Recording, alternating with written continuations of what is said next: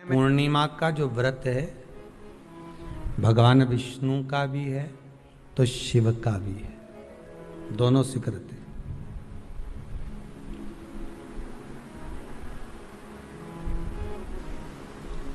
दोनों स्वीकृत है।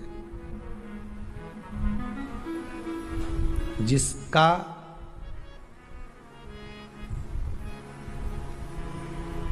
चंद्र आपकी पत्रिका में, आपकी राशि में, आपके स्वरूप में, हर व्यक्ति के संपूर्ण शरीर के अंदर 33 कोटि देवता विराजमान है। अलग अलग इंद्रियों पर अलग अलग देवताओं का निवास है।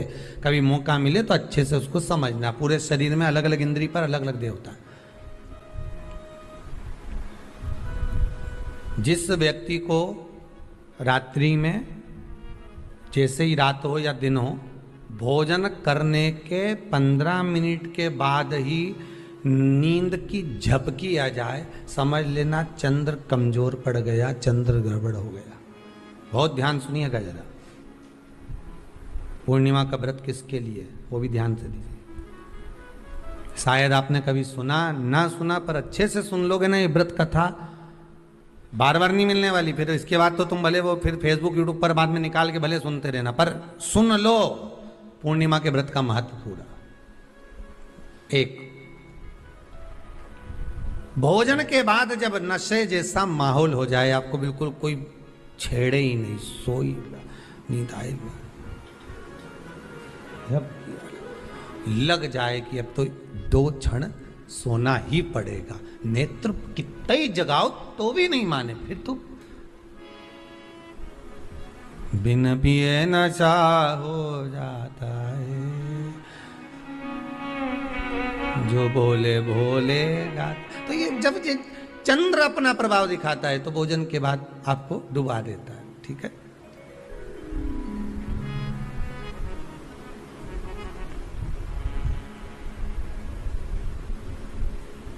एक बहुत सरल भाषा में कहेंगे, आपको थोड़ा समझना पड़ेगा कि कहीं कहीं आपने सुना होगा कि 14 और पूर्णिमा पे कहीं गया होगा इसलिए ऐसा हो गया। बोले सुना है कि नहीं सुना?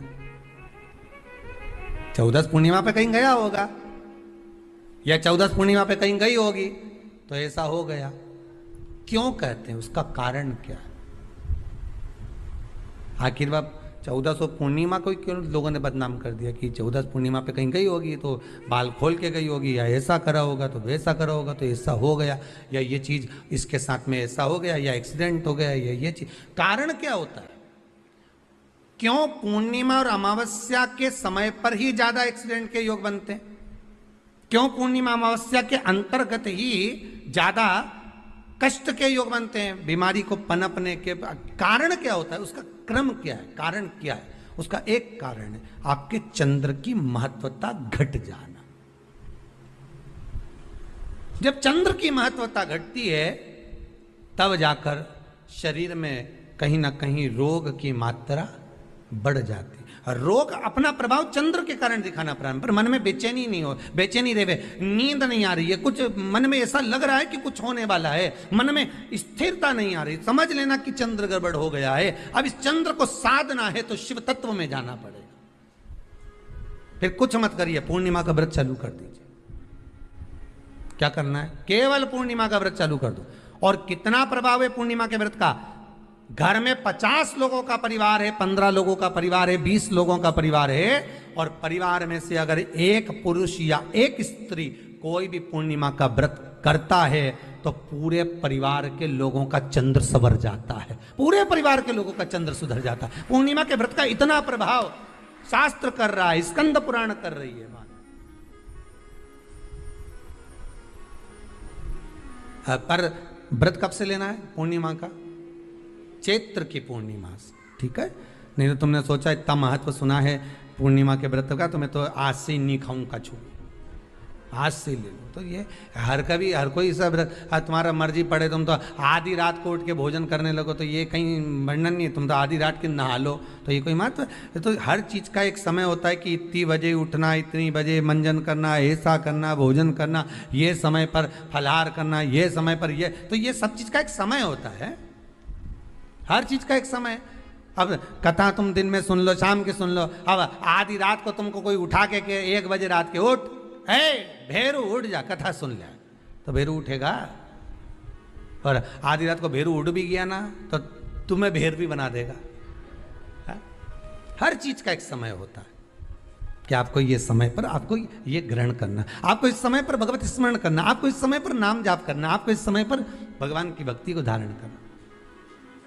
परिवार में अगर किसी ने एक पूर्णिमा का व्रत कर रखा है, एक व्यक्ति ने भी करा है, तो 50 की ग्रह दशा जब उसके स्पर्श में आती है, पूर्णिमा का जो व्रत होता है ना, स्पर्श का सुख दे जाता है। बहुत बहुत ध्यान दीजिएगा।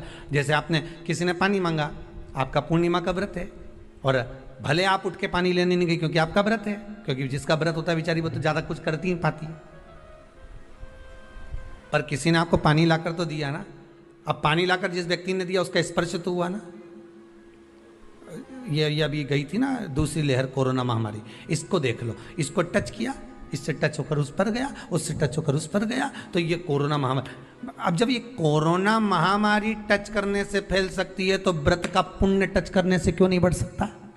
विचार करिएगा जरा, उसका भी तो पुण्य। अब आपने किसी को जल दिया, जिसका व्रत था उसको जल दिया। और सरल भाषा में समझ लो, कभी मथुरा वृंदावन गए हो आप लोग?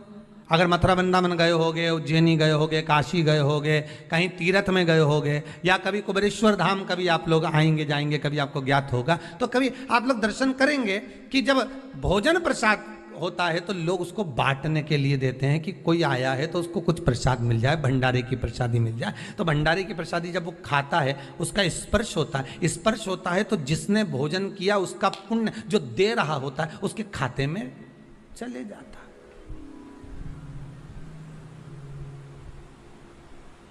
उसके खाते में गया वो। पूर्णिमा के व्रत का नियम है, घर में एक सदस्य भी कर रहा है, किसी ने उसको भोजन बनाकर थाली में कुछ प्रसाद फलाहार सामग्री दी, उसका स्पर्श बड़ी बहू को हुआ, बड़ी बहू रसोई घर में गई, उसने बाकी की चीज़ों को छू लिया, उसको देवरानी ने छू लिया, देवरानी ने कोई बर्तन छुआ, उससे तीसरी देवरानी ने देखा, उसने कोई चीज़ छू ली, तो वो छूते छूते छूते छूते वो पूर्णिमा का प्रभाव पूरे घर के लोगों को हो जाता है, और उनका चंद्र इतना प्रबल हो जाता है कि अपने आप उनकी बेचैनी, उनकी आलसता समाप्त हो जाती है। नहीं तो एक व्यक्ति के कारण पूरे चंद्र दशा खराब। एक दुखी तो सब दुखी, एक सुखी तो सब सुखी। वो देख ले कि हाँ इसको सुख मिल गया है, अब ठीक है।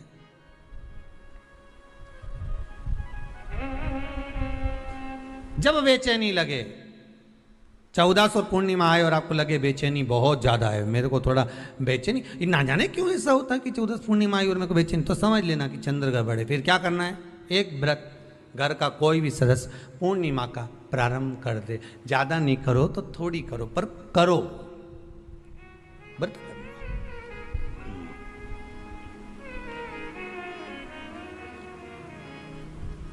बहुत क्लेश हो रहा,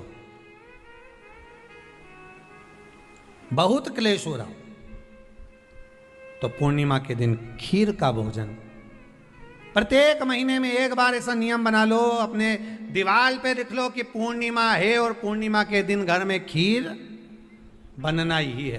केवल शरद पूर्णिमा अकेली पे नहीं हो, तुम एक पूर्णिमा पे तो बनाते हो खीर, शरद पूर्णिमा के दिन तो खूब जोरदार बना बुनो के ना डोलची के छत पे धर दो, उठा के भगवान ही दर्द कहीं कहीं की तो छत पे बनाए।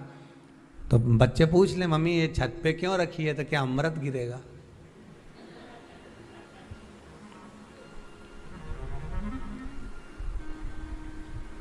अब बोलो जम के जरा, क्या गिरेगा? अमृत गिरेगा। अच्छा, अब शिव महापुराण की कथा, स्कंद पुराण तो कहती है पूर्णिमा के महत्व को जो दर्शाया जाता है कि शरद पूर्णिमा के दिन चंद्र में से अमृत तत्व गिरता है, गिरता है। पर कब गिरता है? अरे जम के तो बोलो। जब उस खीर का ढक्कन हटा हुआ, केवल खीर का नहीं अपना भी ढक्कन हटा हो, तभी तो अमृत गिरेगा। अब दिमाग में तो ढक्कन बंद है, खीर रख दी छत पे। भगवान मन में सोच रहे कि देवताओं को अमृत कब मिला था? जब उन्होंने मेरा नाम पुकारा था। केवल खीर बना के नहीं धरी थी कि छत पे खीर धर दो और अमृत आ जाएगा। नहीं नहीं, खीर के पास बैठकर थोड़ी देर बैठकर हरे राम कहो सीताराम कहो, सीताराम कहो राजा राम कहो। कुछ भजन तो गाओ। और तुमने तो नीचे से बना के छोरा कर दी, धर या ऊपर छत पे, और छत पे ले जाके खीर धर दी और खीर रखी तो मम्मी ने क्या केवल ढक्कन लगा के रखना, बिल्ली खा जाएगी। तो उसने ढक्कन केवल खीर में नहीं लगाया, अपनी बुद्धि में भी लगा लिया। अरे स्कंद पुराण की कथा कहती है जब पूर्णिमा के दिन तुम खीर बना रहे हो, अगर शरद पूर्णिमा के दिन खीर बना रहे हो तो प्रयास करना कि थोड़ी देर बैठकर राम नाम, कृष्ण नाम, शिव नाम, भगवान की भक्ति का 2-5 भजन तो हो जाए। अब दिमाग में लगा ढक्कन, खीर में भी लगा दो ढक्कन, अमृत कहां से झड़ेगा? भगवान भी सोचे ना राम नाम लीनो तूने भरी जवानी में, तो डूब के मर जा रे चुल्लू भर पानी में। अब भगवत भजन करे नहीं और क्या कि अमृत झड़ेगा? भगवान के कहीं नहीं झड़े, फालतू की बात।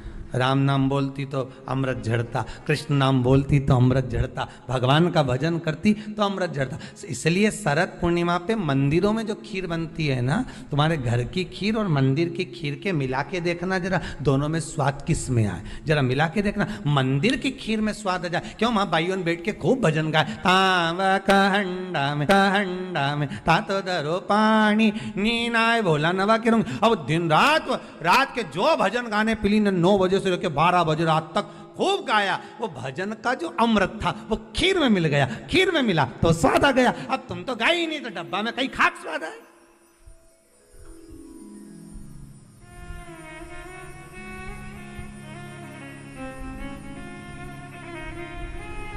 अब रात्रि को छोरा से क्या, जा खीर उठाना नीचे, जो खीर लेके आया ने खा के देखी तो ये खीर तो फटी गई। अब खीर ही फट गई। छोरा से 2 धर के दिया, कर तो ढाक के नहीं आया था? नहीं ढाक के आया। तो इसमें तो मैंने वो चिरौंजी डाली थी, दाग चिरौंजी, पर ये बिजली का कीड़ा होने का और डाली थी दाग चिरौंजी, आ गए हम। उस समय पे बिजली का कीड़ा बहुत चले, शरद पूर्णिमा के टाइम पे काला वाला, और एक ही आ जाए नहीं तो पूरा इलायची का स्वाद दे जाए। अब डाली थी दाग चिरौंजी, आ गया वह कीड़ा भी। रान की कथा कहती है, महाराज पूर्णिमा का जो चंद्र है वो विशाल का है, और उस चंद्र की पूर्णता में हमारी अभिलाषाएं भी पूर्ण हो। आप आस्था चैनल के माध्यम से जितने लोग कथा सुन रहे हैं, फेसबुक यूट्यूब पर जितने कथा सुन रहे हैं, और कुबेरेश्वर धाम में जितने कथा सुन रहे हैं, आप में से कितने लोग हैं जो पूर्णिमा का व्रत करते हैं? जो माताएं करती हो जरा हाथ उठाइए। पूर्णिमा का व्रत जो करते हो ना आप लोग, रखिए हाथ। अब पूर्णिमा के व्रत में आपने कई बार किताब पढ़ी होगी पूर्णिमा की, या आपने व्रत किया होगा, या पूर्णिमा का व्रत आप धारण करे होगे, तो उसमें पूजन कौन से भगवान की होती है? पूर्णिमा के व्रत में किस भगवान की पूजन होती है? तो कहा पूर्णिमा के व्रत में केले के खंभ लगाकर पूर्णिमा का जो अध्यापन होता है, पूर्णिमा की जो पूजन होती है, उस पूजन में शंकर और पार्वती की पूजन की जाती है, शिव और नारायण की पूजन करी जाती है, शंकर और पार्वती का स्मरण किया जाता है। किसकी पूजन होती है? शिव पार्वती। क्यों? शंकर और पार्वती का पूजन क्यों करा जाता है पूर्णिमा के व्रत में? क्योंकि शिव और माता पार्वती ही केवल एक ऐसे हैं जिन्होंने अपूर्ण लक्ष्मी को भी पूर्ण बना दिया था। अपूर्ण लक्ष्मी को भी पूर्ण बना दिया था। किसको पूर्ण बनाया है? लक्ष्मी। पूर्णिमा के दिन अगर आप शंकर भगवान को एक लोटा पानी अगर शिव को समर्पित कर रहे हो, श्वेत पुष्प को रखकर शंकर जी के ऊपर सफेद फूल को चढ़ाकर अगर एक लोटा जल भी एक पात्र जल भी शंकर को समर्पित कर रहे हो, तो ये लक्ष्मी के लिए ही तो कर रहे हो। और कौन सी लक्ष्मी? पूर्ण लक्ष्मी। पूर्ण लक्ष्मी। आपको पहले भी कथा में कहा, एक बार भगवान विष्णु के सामने लक्ष्मी मैया ने बहुत तेज स्वर में कह दिया था, नारायण, दुनिया के लोग आपका नाम जपते हैं, दुनिया के लोग नारायण नारायण कहते हैं, दुनिया के लोग आपका भजन करते हैं, पर सत्य मायने में कहूं ना तो मेरे बिना दुनिया के लोगों की नहीं चल सकती। मेरे बिना दुनिया नहीं चल सकती, संसार मेरे बिना नहीं चल सकता। भगवान विष्णु ने कहा, यह तो गलत है लक्ष्मी आपका कहना। एक दिन लक्ष्मी को अहंकार आ गया। अहंकार के संबोधन जब माता लक्ष्मी करने लगी तो भगवान उसी समय पर भगवान विष्णु को क्रोध आ गया और भगवान विष्णु ने कह दिया, लक्ष्मी तू इतनी बड़ी बड़ी बात कहती है कि तेरे बिना नहीं रह सकती संसार। मैं तुझे कहता हूं लक्ष्मी, तू अपूर्ण है। तू अपूर्ण है, तू पूर्ण कब हो गई?